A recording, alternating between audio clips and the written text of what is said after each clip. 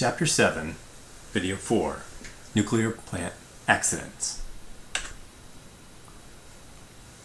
Until Fukushima, Chernobyl was the poster child for operator error-caused power plant explosions, and is still considered the worst accident to have occurred. The supervisor of Chernobyl Damage Control Team suggests that perhaps 35 million people were damaged by high levels of radiation following the accident. The disaster released 100 times more radiation than atom bombs dropped on Nagasaki and Hiroshima. Nuclear rain from the disaster fell as far away as Ireland.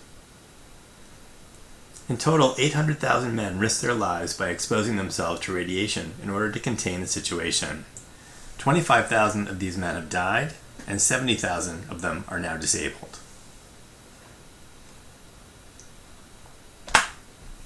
Here's a picture of the so-called elephant's foot, once molten fuel and debris mixture that dripped down through the floors of the exploded RBM K1000 reactor at Chernobyl.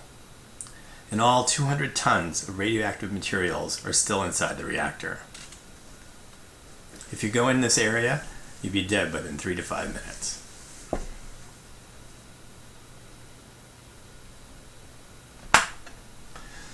Closer to home, 3 Mile Island accident, triggered in the US, produced much less damage. And of course, recently, March 11, 2011, the Great East Japan earthquake and subsequent tsunami killed more than 20,000 men, women, and children, devastated areas of northeast Japan, and brought untold horror and misery to many survivors. The core meltdown and release of radioactive material at the Fukushima Daiichi nuclear power plant exacerbated the already apocalyptic situation. Here's a picture following Here's a picture following the earthquake. And you can see here that all 3 cores melted in the first 3 days after the quake. The initial release of radioactive material was strong for nearly 2 weeks, and radioactive isotopes of iodine, cesium, xenon, krypton, and tellurium spread throughout the atmosphere, soil, and water. Atmospheric venting of radioactive gases and the possibility of larger explosions led to a 20-kilometer or 12-mile radius evacuation around the plant. TEPCO, the Japanese power company responsible for the Fukushima reactor, finally acknowledged in July 2013 that 300 tons of contaminated water had leaked into the ocean. There's a lot of biased information on the extent and concentration of radiation reaching the US from the accident in Japan.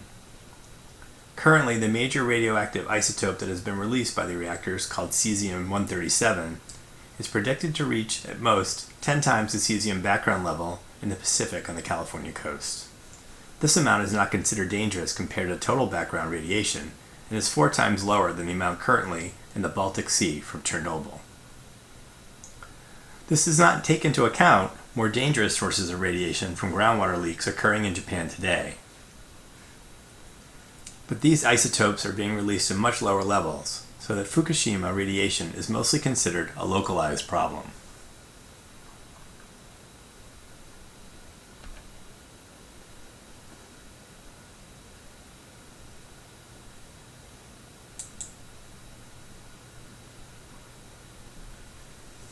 Like Chernobyl, the accident in Fukushima was rated 7 on the International Nuclear and Radiological Event Scale, or INES. Though both were classified as number 7 accidents, Chernobyl released 5.5 times the radiation released from Fukushima to date. Atmospheric contamination reached up to 500 kilometers or 310 miles away from the Chernobyl core versus 40 kilometers at Fukushima. Unlike Chernobyl, few people died directly as a result of radiation poisoning at Fukushima. A few of the plant's workers were severely injured or killed by the disaster conditions resulting from the earthquake. There's been no immediate deaths due to direct radiation exposures, but at least 6 workers have exceeded lifetime legal limits for radiation and more than 300 have received significant radiation doses. The major fallout from Fukushima may be related to damage to food production and the surrounding seas for many years.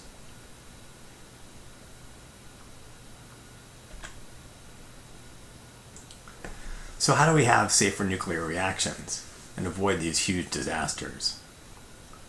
By and large, the larger the reaction, the larger the potential catastrophe if something malfunctions. Designs to minimize these concerns focus on building reactors in a smaller scale,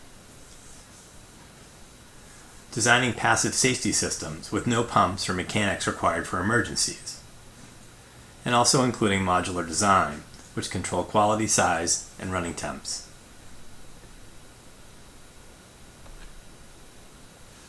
Although massive amounts of radioactive waste have been generated since the 1950s, there is no satisfactory plan for disposal.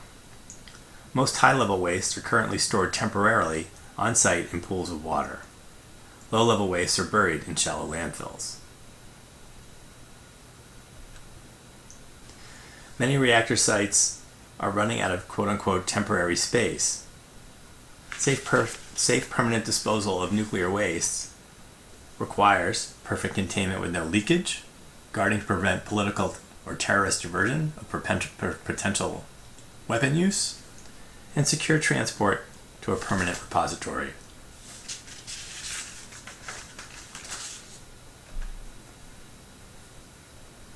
Proposals to dispose of waste include, or have included, rocket loads of waste launched into the sun, deep sea burial, burial into Antarctic glaciers, and burial in stable geologic zones.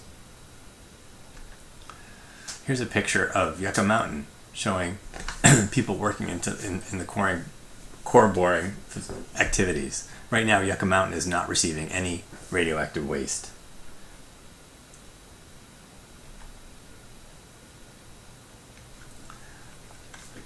Exposure to high temperatures and radiation bombardment limits the life of reactor components. The probable lifespan of a good reactor is between 30 and 40 years. That has now been extended in the US, and most reactors are expected to live or be active between 60 and 80 years. Recent 20-year operating license renewals for plants built in the 60s will postpone decommissioning, but may increase the risk of major accidents. The complete cost of decommissioning a nuclear power plant is still unknown. From this video,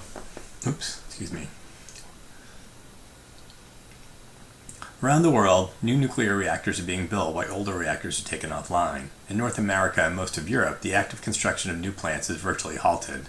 In Asia, many countries are still actively developing nuclear power plant capacity. In this video, you should be able to describe the 3 nuclear accidents that have happened in recent history and how they're different.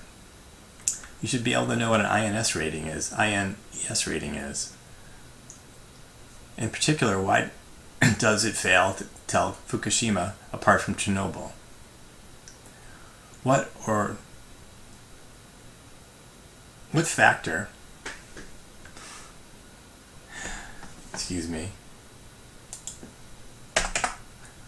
factor in the 3 Mile Island and Chernobyl accidents was different than the one in the Fukushima accident?